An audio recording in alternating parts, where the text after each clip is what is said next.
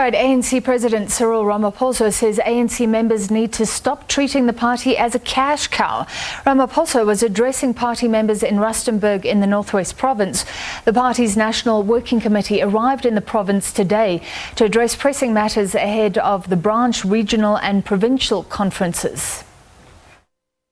The ANC's National Working Committee was on damage mode when reaching out to all 4 districts of the province. ANC President Cyril Ramaphosa led the delegation in Bujanala. There's been disorder in the party for the past 2 years, ushered by the disbandment of the Provincial Executive Committee under former Premier Supra Mahumapelo. Later, the Interim Provincial Committee was put in place, led by Coordinator Hlomani Chauke. But the IPC is facing criticism, accused of taking unilateral decisions. A call has now been made for the party to focus on changing the lives of the people and bringing stability in the province. The squabbles amongst us, the fighting for positions, the fighting for material benefit, financial benefit, must end, comrades. We must become a united African National Congress, prepared and willing to serve the people of our country. Despite a call by the President for unity in the province, challenges here seems to be deepening. This as some members of the ANC from Bujanala gathered outside the venue here in Rustenburg Civic Center, calling to see the President before he leaves Rustenburg today. As much as we can be the messenger, but the people are here to represent the branches and they want to see the President. So we are just saying, let the President come out of the meeting and address the masses. We are with the President. We are not going to fight the President. If we see the President, we are gathered here for the President. Others also weighed in on work done by the Interim Provincial Committee, which has been facing growing criticism. We can see that they are under attack, so that's why we are supporting them.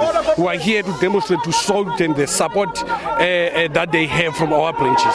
You will remember a few days ago there was a court appearance in Mangaung, where the Secretary General of the ANC said that there is no ANC without Supra in the Northwest. So we are just here to demonstrate that even without Supra Mahumapelo, the ANC is still here. The Interim Committee in the Northwest is expected to conclude its term in January after the Provincial Conference. Bafedile Moerani, SABC News, Rustenburg. All right, let's get some political analysis. We're joined by Dr TK Pooe of Wits School of Governance. Doctor, thank you very much for being with us. So, warring factions here. This is a very troubled province. It's been under administration problems with governance. Just tell us why it's such a focus for the party right now and the context into which the President walked into today. Well, thanks for having me. It's a focus for 3 reasons. The first one has to do with the upcoming elections. It's always been one of the strongholds of the ANC post-1994, so I think they want to make sure that they hold on to it.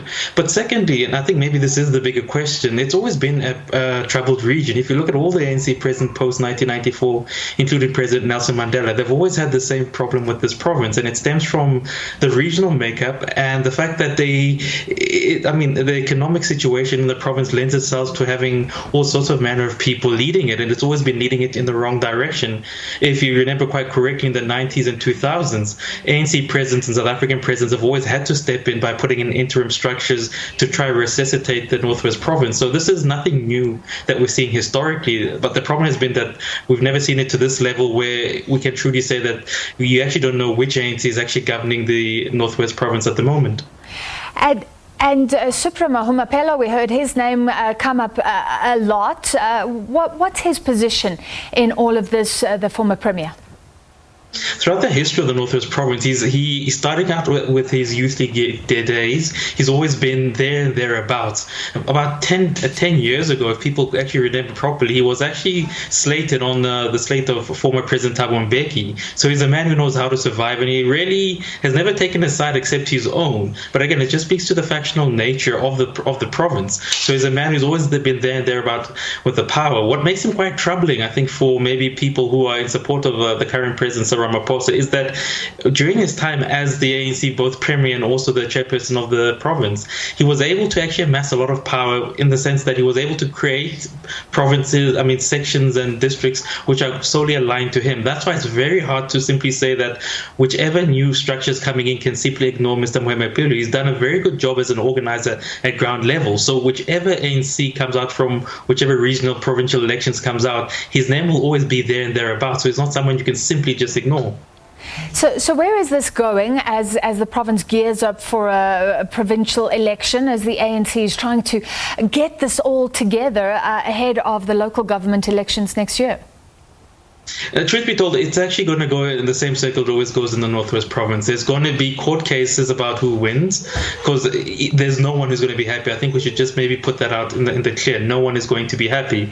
There's going to be court decisions. And I think that the bigger issue, and I've always made this point when discussing the Northwest, is that you need a dedicated leadership, which is actually going to come in for not more than more than 5 years, and simply fix the problems of the province. And I think there's actually not been good enough intention to actually simply say, listen, how do we get this province fixed in the next 5 years? And I think the reason people don't want to do this within the ANC is that I think they keep chasing election after election. And if that's the mindset, you'll never see Northwest Province ANC actually do well and actually do what it's supposed to do, which is actually assist the province, which if you look at the economic diagrams and also the background of the province, it's actually going in the very wrong direction. Yeah.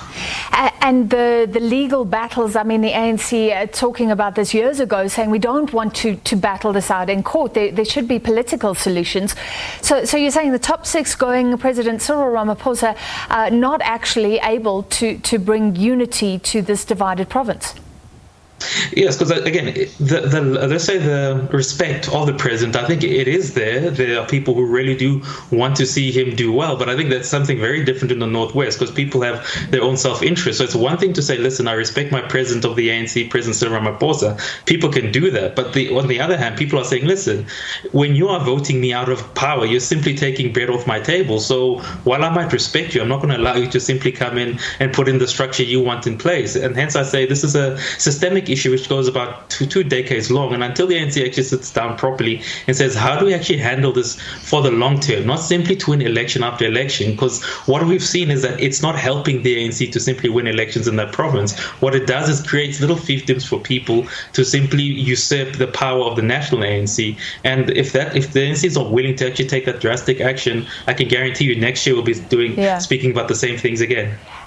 And is it fair enough to say that the president's there trying to deal with factional battles, facing factional battles at a national level? I don't know if you saw a recent interview with the Secretary General Ace Magashule saying things like the ANC in relation to the SABC will show that this party is in charge again, but then saying we have full confidence in President Cyril Ramaphosa. Perhaps double speak there, because why have confidence if the ANC is not in charge?